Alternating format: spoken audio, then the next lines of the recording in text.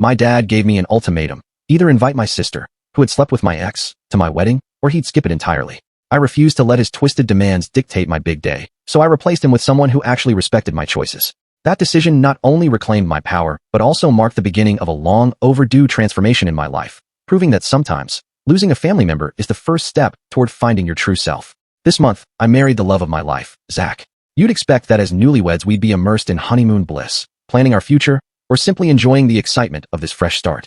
Instead, here I am, turning to Reddit for clarity and advice because my father is making my life unbearable. I can't help but wonder if I'm the one to blame. Let me explain. It all began when I asked my dad to walk me down the aisle. A gesture that might sound sweet on the surface, but there's a lot more behind it. My dad and I have never shared a close bond, largely due to the way he's always treated me. When I was born, my mom died in childbirth. Dad wasn't even there. He was on a work trip when my mom went into labor. Things went terribly wrong. She suffered severe blood loss, and, despite the doctor's best efforts, couldn't be saved. By the time he returned, he was met with the devastating news. His wife was gone, and all he had left was me, a newborn he never truly met. In his eyes, I was somehow responsible for his loss, and that set the tone for everything that followed. I understand that losing my mom so unexpectedly must have crushed him, but over the years, his grief twisted into bitter resentment toward me. His anger was unmistakable, and I grew up feeling like I was burdened with guilt for something completely beyond my control, simply because I survived when she didn't. My older sister Mary, who is 4 years my senior, once told me that Dad wouldn't even look at me during my early years. He would tell anyone who would listen that I reminded him too much of Mom and that he didn't like it. In fact, he even hired a full-time nanny, leaving me to spend most of the day alone. That constant feeling of neglect and being unwanted marked my childhood deeply. While other kids enjoyed a loving, attentive dad, I was left to feel invisible, whereas Mary was clearly his favorite. There was never any secret about it. Dad openly showered her with affection and care, making it painfully clear who his real child was. When I reached around 10 or 11, I was relegated to the role of the family helper. Dad assigned me all the household chores while Mary was completely exempt. When I asked why, he said Mary needed to focus on her studies and shouldn't be bothered with mundane tasks, while I was expected to learn these life skills because, in his view, I wasn't as academically gifted and might one day be a stay-at-home wife. It was blatantly unfair, but he didn't seem to care. I ended up cleaning, scrubbing, and folding clothes, and whenever I dared to complain or ask for help, Dad would get furious, threatening to ground me or take away my phone, which, as a kid, felt like the worst punishment ever. Meanwhile, Mary got everything handed to her without so much as a second thought. If I needed a ride somewhere, Dad would leave me to figure it out on my own, but if Mary needed even a short trip, he would drop everything to be there for her. The imbalance didn't stop there. Mary would often exploit Dad's bias to make my life even tougher. If something in the house broke, she'd instantly pin the blame on me, knowing that no matter how much I protested, Dad would side with her. Even my love for arts and crafts, which once filled me with joy, became another target for ridicule. Mary mocked my passion, calling it girly and childish, and Dad never defended me. Instead, he joined in on the mockery. Whenever I tried to stand up for myself or voice a disagreement with Dad, Mary would swoop in to back him up, painting me as a disrespectful, ungrateful child. I remember one argument when she said that Mom would have been ashamed to have raised someone like me, even going as far as wishing I had died instead of her. That cut deep. Imagine hearing such hurtful words from both your sibling and your father day in and day out. It forced me into silence, living in constant guilt, and always watching my step to avoid further criticism or punishment. Eventually, I began counting down the days until I could leave for college. When that opportunity finally came, I didn't hesitate. I moved out, secured a job, and embraced the freedom of living life on my own terms, away from their shadow. After I left, things with Dad improved slightly, not because we grew closer, but simply because we saw each other less often. Mary, however, remained with Dad. Though she claimed it was a smart way to save money, I knew she just loved being pampered and favored by him, even as an adult who should have learned to stand on her own. Thanksgiving with Dad was another challenge. He invited my then-boyfriend and me to spend the holiday at his house, even though I wasn't particularly close to them.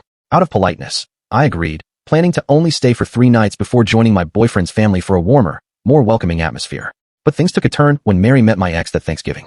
From the moment they were introduced, she flirted with him in ways that were completely inappropriate, constantly complimenting him, calling him handsome, and then turning around to mock me by saying she never expected someone like my ugly duckling to be with him.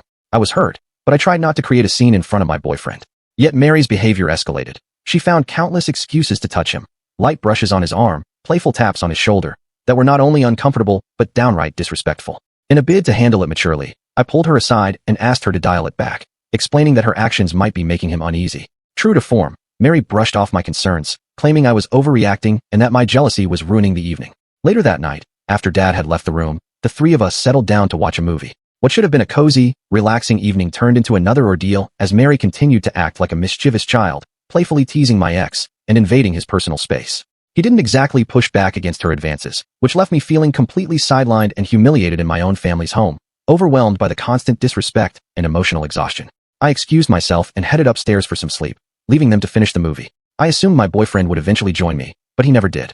The next morning, I woke up early to an unsettling silence in the house.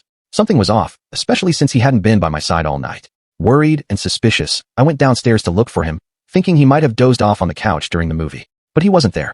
A sinking feeling grew as I wondered where else he could be. Against my better judgment, I walked toward Mar's room, my heart pounding with dread. When I opened the door, my worst nightmare unfolded. My ex and my sister were in bed together, half naked, with 2 empty wine bottles and glasses scattered around. The sight made me feel sick and furious, realizing he had betrayed me with Mary, my own sister, the one who had always made my life difficult. I couldn't contain my anger. I screamed, startling them both.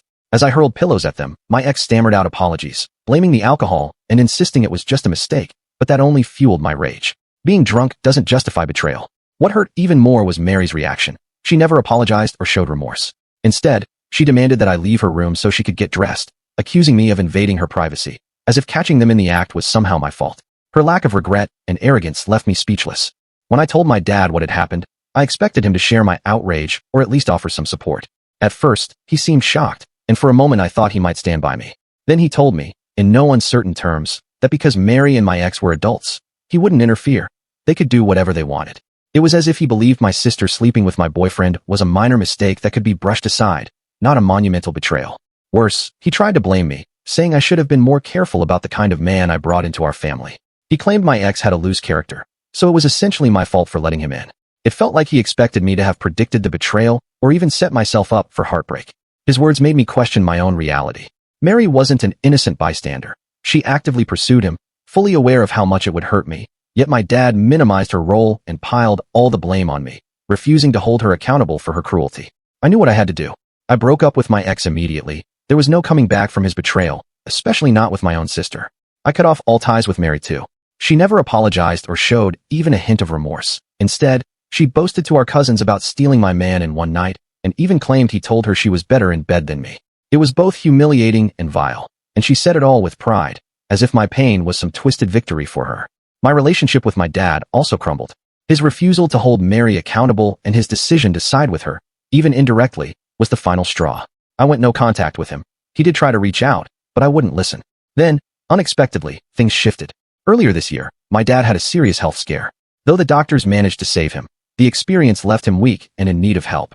Despite all the pain and resentment I still felt, I stepped up to care for him, not out of obligation, but because I had the means and the heart to do it. After losing my mom, I couldn't risk losing my dad too. I covered the extra medical bills and even hired a caretaker to ensure he recovered comfortably at home. It wasn't easy, but it was the right thing to do. Meanwhile, Mary did nothing to help. Her small salary wasn't enough, and she left everything for me to handle. During that time, my dad finally saw how much I was doing for him while Mary didn't lift a finger. Unexpectedly, he apologized, admitting that he had treated me poorly growing up, failed to be there when I needed him, and allowed Mary's actions to slide when they hurt me most. For the first time, I felt that he truly understood the pain he had caused, and that opened a door for us to start rebuilding our relationship. We began talking again, and for the first time in a long while, I saw hope. So when I started planning my wedding, inviting my dad felt right, even though I was determined not to invite Mary. She had never apologized or shown any remorse, and I had no desire to rebuild any relationship with her. Yet my dad, buoyed by our renewed connection, pushed for her invitation, insisting that Mary had changed and deserved a second chance. I asked him straight out, if she had really changed, why hadn't she reached out to apologize? Surely a sincere apology wouldn't be too much to ask. Instead of understanding my perspective, Dad doubled down, arguing that it had been years since the incident and that my wedding was a chance for a fresh start. I couldn't believe he expected me to just forgive and forget without any acknowledgement of the hurt she caused. I put my foot down and told him that if Mary wanted to make amends, the first step was an apology, and until then, she had no place in my life or at my wedding. That's when my dad declared that if Mary wasn't invited, he wouldn't attend or walk me down the aisle. He even tried to manipulate me by saying their absence would spark gossip and make me look bad on such an important day. I realized this was another attempt to control and guilt-trip me, so I disinvited him altogether. If he couldn't respect my boundaries, he didn't deserve to be part of my special day. Instead, I turned to my paternal grandfather and asked him to walk me down the aisle. Grandpa immediately agreed and didn't hesitate to express his disappointment in my dad's behavior. He had long known about my dad's favoritism and how he blamed me for my mom's death, and he was deeply disheartened that my dad hadn't changed. My wedding day turned out beautiful. Grandpa walked me down the aisle with pride, and I celebrated with the people who truly cared about my happiness. It felt like the fresh start I'd always dreamed of, surrounded by love and support. But of course, my dad wasn't ready to let it go. After the wedding, he threw a massive tantrum, calling me outrageous and saying he couldn't believe I went through with a wedding without him. He admitted he had expected me to back down and invite him back, and he was furious that I had Grandpa walk me down instead. He even argued that Grandpa had no right to take his place, and what really pushed him over the edge was the wedding gift. I got a surprise from Grandpa during the reception. He, who had always supported me, announced that he was giving me his vacation house as a wedding gift so my husband and I could build new memories there. It was completely unexpected, and I felt overwhelmed with gratitude. Grandpa said he believed that out of Mary and me, I was the one who truly understood the value of family and cherished memories, so he knew I would care for it just as he did. While his gesture meant the world to me, it enraged my dad. As Grandpa's only child, he always assumed he would inherit everything, including the vacation house. Now that it was gifted to me, Dad saw it as a betrayal, claiming that I had stolen what was legally his. Since the wedding, he and Mary have been accusing me of taking something that should have been his by birthright. Mary, predictably, has been the loudest in supporting Dad, painting me as an opportunist who manipulated Grandpa's generosity. They question everything. Is my sister married? No, she isn't. She hates commitment and never stays in long-term relationships. And why does my adult sister still live with Dad? It's because Mary is his golden child, his safety net. They have always been codependent. Dad spoils her endlessly while I worked hard to stand on my own, leaving Mary without a steady job or savings. When asked why my grandparents didn't step in earlier to stand up to Dad, I explained that while they've always been a part of my life and tried to help, it was ultimately Dad's responsibility to raise me. He should have stepped up after Mom died, rather than letting grief and favoritism dictate his actions. I felt unloved and unwanted, knowing that as an adult he should have taken accountability. Has Dad dated anyone since Mom passed away? No, he's remained single, still mourning her loss as if he never really healed. Today, after weeks of his incessant calls and texts, I finally met with him face-to-face to end the drama. I told him firmly that I wasn't giving the vacation house to him, and that he needed to let go of any sense of entitlement. Grandpa had made his decision, and that was final. As expected, Dad didn't take it well. He called me selfish and manipulative, accusing me of stealing something that belonged to him. He reminded me of all the things I'd taken from him over the years, and now, apparently, another theft had occurred. His words didn't shock me, but they stung deeply. I looked him in the eye and asked, "Why do you hate me so much? What have I ever done to you?" His momentary falter only made me press harder. I reminded him that I was just a baby when Mom died. What was I supposed to do? I was innocent, and if anyone should feel guilty, it was him for not being there when she needed him most. Instead of dealing with his grief, he had been on a work trip, leaving us behind. I told him it wasn't fair to dump his guilt and grief on me for something entirely out of my control. The silence that followed was deafening, and eventually, he admitted the painful truth. He confessed that he never wanted a second child and had been against Mom having me, despite the doctor's warnings. When she died giving birth, he blamed me for taking her away. For years, he even admitted he wished I had never been born, and that as I grew older and started to look more like her, his longing for Mom intensified. My heart broke as he continued. He said that only after I took care of him during his recent health scare did he notice that I was more like Mom in caring ways. That realization, he said, filled him with guilt, and he apologized for treating me poorly. He explained that he couldn't help himself because Mary never reminded him of Mom. She was more like him, and I, in contrast, was a constant reminder of what he lost. Then he told me that he had hoped my wedding would mend our broken family, expecting a united front if I had invited Mary and kept him in the picture. Instead, when I disinvited him and didn't ask Mary to participate, he claimed I had ruined everything. He insisted that having Grandpa walk me down the aisle was the biggest betrayal, robbing him of a father's experience. I couldn't believe that after all the hurt he'd caused, he still had the nerve to blame me. It was as if I were the one who had done wrong when all I ever tried to do was heal a relationship that was always one-sided. I told him clearly that I would never be good enough for him, and that I was always destined to be the scapegoat. I was done trying to fix things. I told him that if he ever ended up in the hospital again, he shouldn't expect me to cover his medical bills or help him out. Instead, he should rely on Mary, who, despite being incapable of managing her own finances, was his chosen daughter. I also reminded him that the vacation house was Grandpa's gift to me, and if he had a problem with that, he should take it up with Grandpa. I wasn't going to keep justifying my actions. Dad tried to argue further, but I left quickly, unwilling to listen any longer. Since then, he has called many times, but I haven't answered. I'm done with his toxic presence and focused on my marriage. Throughout this turmoil, my husband Zach has been an incredible support. understanding the complexities of my family, and standing by me. Even after our confrontation, Dad hasn't stopped guilt-tripping me. He's sent endless texts filled with apologies, trying to make me reconsider cutting him off. He said he needed me by his side for future illnesses because I was the only one he trusted to care for him. But no matter how many apologies I read, they all felt empty. Too little, too late, merely another attempt to regain control. Meanwhile, Mary sent a long, angry message blaming me for everything. She claimed it was unfair for me to threaten to cut off Dad and argued that he had already suffered so much because of me. According to her, I'm a curse on everyone's life and the reason our family is broken. She even went so far as to say that I stole the vacation house from Dad and that karma would eventually catch up with me. I didn't waste a second replying to her. I simply blocked her. Let her cry and scream all she wants. The vacation house is mine, and nothing she does can change that. In the weeks that followed our confrontation, I immersed myself in rebuilding a life free from the toxic echoes of my past. I spent long afternoons at the vacation house, the very place Grandpa had gifted me, a symbol of hope and a future unburdened by old grievances.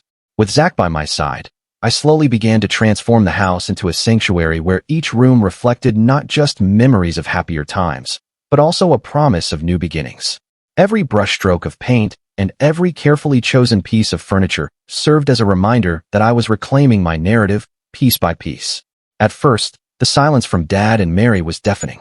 I received no further calls or messages from Mary, while Dad's sporadic texts were mere echoes of his old guilt, filled with apologies that rang hollow after countless empty promises.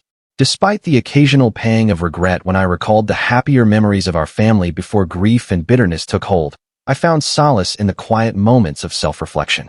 I began journaling my thoughts, letting each word help me untangle years of resentment.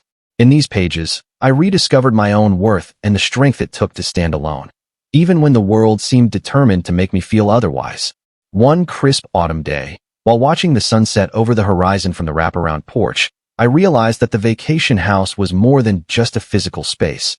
It was a living testament to the resilience of my spirit. I recalled Grandpa's gentle smile as he passed on the keys, a smile filled with trust and an unspoken wish for my happiness. It was his way of telling me that sometimes love means stepping away from what we once thought was our destiny and embracing the unexpected gifts life offers us. With each day that passed, the scars of old wounds began to fade, replaced by a quiet determination to honor my own path. Zach's unwavering support was my anchor through turbulent times. He often reminded me that family isn't solely defined by blood or past grievances, but by the choices we make to nurture our well-being. Together, we planned small celebrations at the house, a dinner here, a movie night there, each event a small victory against the memories of pain and betrayal.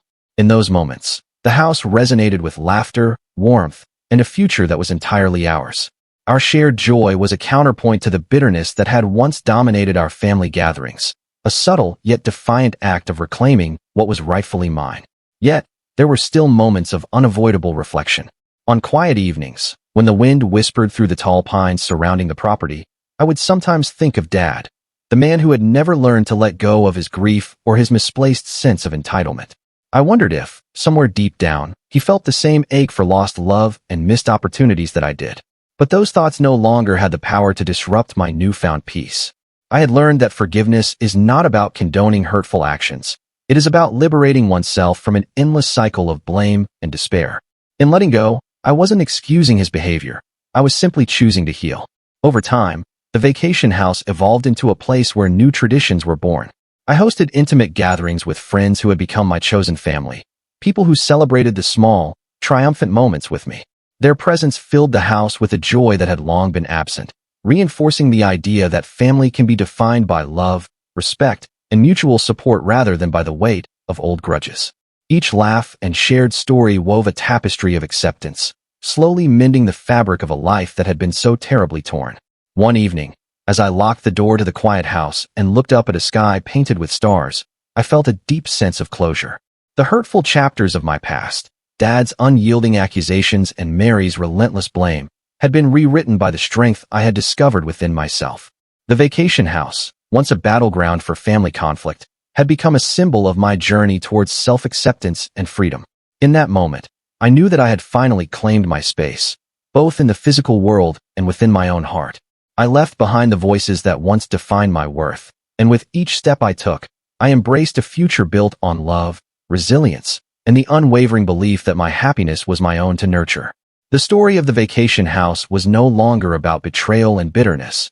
It had transformed into a testament of triumph, a reminder that even in the midst of chaos, one can find the strength to build a life filled with hope, joy, and endless new beginnings.